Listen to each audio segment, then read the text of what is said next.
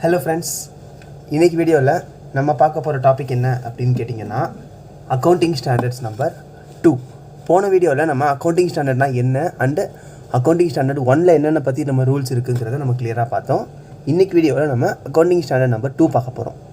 First of all ஒவ்வொரு accounting ஸ்டாண்டர்டுக்கும் நான் ஏற்கனவே சொல்லியிருந்தேன், ஒவ்வொரு அக்கௌண்டிங் ஸ்டாண்டர்ட் நம்ம படிக்கிறதுக்கு முன்னாடி அந்த ஸ்டாண்டர்ட் எதுக்காக அப்படிங்கிற அப்ஜெக்டிவ் படிக்கணுங்கிறத பற்றி சொல்லியிருந்தேன்.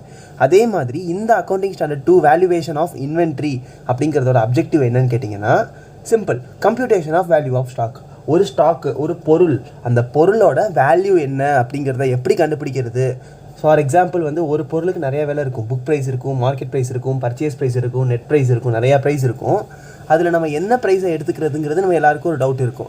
அதுக்காக உருவாக்கப்பட்டது தான் AS-2. இந்த AS-2 எந்தெந்த கான்ட்ராக்ட்டுக்கு நான் அப்ளிகபிள்னா வராது. இந்த AS-2 எங்கெங்கெல்லாம் நம்ம ஃபாலோ பண்ணக்கூடாது அப்படிங்கிறது தான் நான் applicability. First one, work in progress under construction contract. Construction அப்படிங்கிறது என்னது?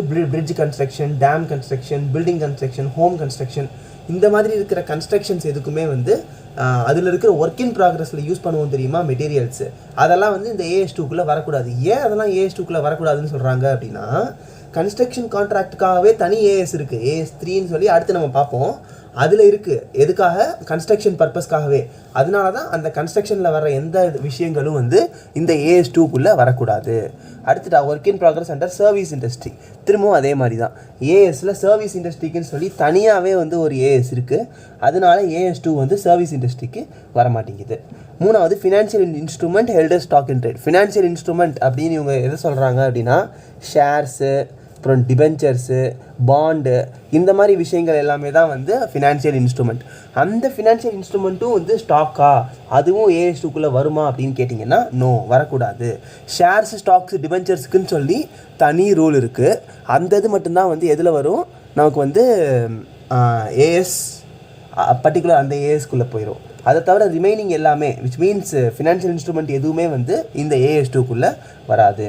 அடுத்து ப்ரொடியூசர்ஸ் இன்வென்ட்ரி. ப்ரொடியூசர்ஸ் இன்வென்ட்ரிங்கிறது என்னென்னு கேட்டிங்கன்னா, லைவ் ஸ்டாக், அந்த கவு, கேட்டில், பேர்ட்ஸு, எக்கு, மில்க்கு, இந்த மாதிரி ப்ராடக்ட்ஸ் இருக்குது பார்த்தீங்களா, அக்ரிகல்ச்சுரல் ப்ராடக்ட்ஸ், அதில் இருக்கிறதும் இன்வென்ட்ரின்னு தான் சொல்லுவாங்க. ஃபார் எக்ஸாம்பிள் பால் கறக்கிறதுக்கு யூஸ் பண்ணுற அந்த திங்ஸ் எல்லாம் இன்வென்ட்ரி தான். அப்போ அதுவும் AS-2க்குள்ளே வரும் தானே அப்படின்னு நீங்கள் கேட்கலாம். பட் வரக்கூடாது. ஏன்னா AS-2 கிளியராக என்ன சொல்லிருச்சு, ப்ரொடியூசர்ஸ் இன்வென்ட்ரி AS-2க்கு அப்ளிகபிள் கிடையாது அப்படின்னு சொல்லிடுச்சு. ஸோ இந்த 4 ஐட்டங்கள் தான் AS-2க்குள்ளே வராது. இது ஆன்லைன் பாயிண்ட் ஆஃப் வியூவில் ரொம்ப ரொம்ப இம்பார்ட்டண்ட்டான ஒரு கொஸ்டின். 1 வேர்டுக்கும் சரி, 2 மார்க்ஸ் 4 மார்க்ஸுக்கும் சரி, இந்த நான் அப்ளிகபிலிட்டி ரொம்ப ரொம்ப இம்பார்ட்டண்ட். நல்லா பார்த்துக்கோங்க. அடுத்தது வேல்யூவேஷன். எப்படி வேல்யூ பண்ணுறோம், ஏன்னா இதுதான் முக்கியம். நம்ம பார்க்குறதே வேல்யூவேஷன் ஆஃப் இன்வென்ட்ரி AS-2ங்கிறது. ஸோ வேல்யூவேஷன் தான் முக்கியம். Lower of cost price, net realisable value, ரெண்டில் எது கம்மி? Either cost price. காஸ்ட் ப்ரைஸுங்கிறது எதை குறிக்குதுன்னா, பர்ச்சேஸ் ப்ரைஸ், நம்ம எவ்வளோ ரூபாய்க்கு வாங்கணும் அதுதான் காஸ்ட் ப்ரைஸ். நெட் ரியலைசபிள் வேல்யூங்கிறது மார்க்கெட் வேல்யூ, விச் மீன்ஸ் அதே ப்ராடக்டை நம்ம மார்க்கெட்டில் விற்றா நமக்கு எவ்வளோ ரியலைஸ் ஆகுது, அதுதான் நெட் ரியலைசபிள் வேல்யூ. இது ரெண்டில் விச் எவர் இஸ் லோயர், எந்த வேல்யூ கம்மியாக இருக்கோ அதுதான் வேல்யூ ஆஃப் இன்வென்ட்ரி. ஹையாக இருக்கிறது எடுக்கக்கூடாது, லோவாக இருக்கிறது தான் எடுத்துக்கணும். காஸ்ட் ஆஃப் இன்வென்ட்ரியில் எதெல்லாம் வரும்? காஸ்ட் ஆஃப் பர்ச்சேஸ் ஆட்டோமேட்டிக்காக தான் ஆகணும், எவ்வளோ ரூபாய்க்கு வாங்குகிறோம் தான் ஆகணும். காஸ்ட் ஆஃப் கன்வர்ஷன், நம்ம அதை எப்படி இப்போ ஃபார் எக்ஸாம்பிள் நம்ம USDயில் வாங்குகிறோம் அப்படின்னா, அதை நம்ம INRக்கு மாற்றினா தான் நம்ம இந்தியாவுக்குள்ளே யூஸ் பண்ண முடியும். அப்போ அந்த USDலேருந்து INRக்கு கன்வர்ஷன் காஸ்ட்டுன்னு சொல்லி ஃபாரெக்ஸில் வரும். இவ்வளோ ரூபாய்க்கு நம்ம ப்ரோக்கரேஜ் பே பண்ணணும், இவ்வளோ ரூபாய்க்கு கமிஷன் பே பண்ணணும்னு சொல்லி சில ப்ரோக்கரேஜ் வரும். அதுதான் காஸ்ட் ஆஃப் கன்வர்ஷன். அதுவும் ஒரு cost of inventory. And other காஸ்ட்டுங்கிறது சிம்பிள். AC வாங்கினா இன்ஸ்டாலேஷன் சார்ஜு, டேபிள் சேர் வாங்கினா டெலிவரி சார்ஜு, இதெல்லாம் தான் அதர் காஸ்ட் இன்சிடென்டல். அதுவும் சேர்ந்து தான் எதுக்குள்ளே இன்க்ளூட் ஆகுது, காஸ்ட் ஆஃப் இன்வென்ட்ரிக்குள்ளே இன்க்ளூட் ஆகுது. காஸ்ட் ஃபார்ம்லாம் நம்ம ஆல்ரெடி காஸ்ட் அக்கௌண்டிங்கில் படிச்சிருக்கோம். அந்த காஸ்ட் அக்கௌண்டிங் படிக்காத ஸ்டூடெண்ட்ஸ் காஸ்ட் அக்கௌண்டிங் வீடியோவை பாருங்கள். FIFO method, first in first out, எந்த பொருள் ஃபஸ்ட்டு உள்ள வருதோ அதான் ஃபஸ்ட்டு சேல் பண்ணணுங்கிறது தான் FIFO. வெயிட்டட் ஆவரேஜ் காஸ்ட்டு, அடுத்தடுத்து பர்ச்சேஸ் பண்ணுற சேல் பண்ணுறதோட வெயிட்டட் ஆவரேஜை கால்குலேட் பண்ணி காஸ்ட் கண்டுபிடிக்கிறது தான் வெயிட்டட் ஆவரேஜ் காஸ்ட்டு. ஸ்டாண்டர்ட் காஸ்ட்டுங்கிறது வந்து ஸ்டாண்டர்டாக ஒரு டிஃபால்ட் ரேட் ஃபிக்ஸ் பண்ணிட்டு அந்த ரேட்டில் எல்லாத்தையும் இஷ்யூ பண்ணுறது. ரீட்டைல் மெத்தடுங்கிறது நார்மலாக ஷாப்ஸில் ஃபாலோ பண்ணுற மெத்தட் தான் ரீட்டைல் மெத்தட். இது நம்ம எல்லாமே காஸ்ட் அக்கௌண்டிங்கில் படித்த டெக்னிக்ஸ் இங்கே ஜஸ்ட் வந்து ஒரு பாயிண்ட்டாக கொடுத்துருக்காங்க. ஏன்னா இது இன்வென்ட்ரிங்கிறதுனால இன்வென்ட்ரி வேல்யூவேஷன் டெக்னிக்ஸையும் வந்து நமக்கு இந்த AS-2ல மென்ஷன் பண்ணியிருக்காங்க. அடுத்தது பார்த்தீங்கன்னா டிஸ்க்ளோசர் இன் ஃபினான்ஷியல் ஸ்டேட்மெண்ட் ரொம்ப ரொம்ப ரொம்ப இம்பார்ட்டண்ட்.